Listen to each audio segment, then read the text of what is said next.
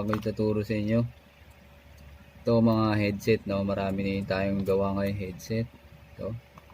So tuturo ko sa inyo yung mga common na laging nasisira dito. Ito mga sira nito mga master. Isa lang mga gumagana, no?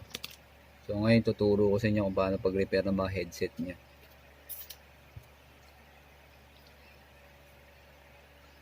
So lalagay nyo yung tester dito. So ito yung left and right. Yan. Tapos ground tong pangatlo. Ito.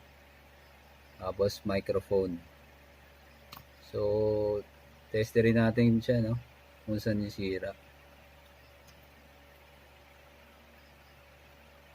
So good to na sa taas. So yung kabila yung sira, no?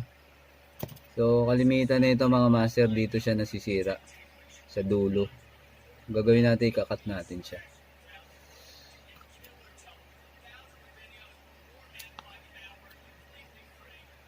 Ayan, nakat na natin.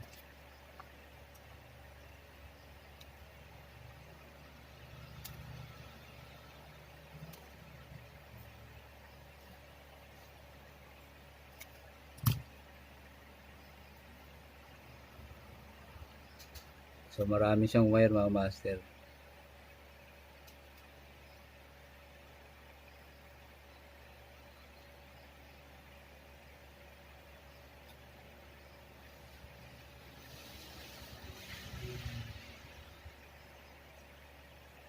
Yan.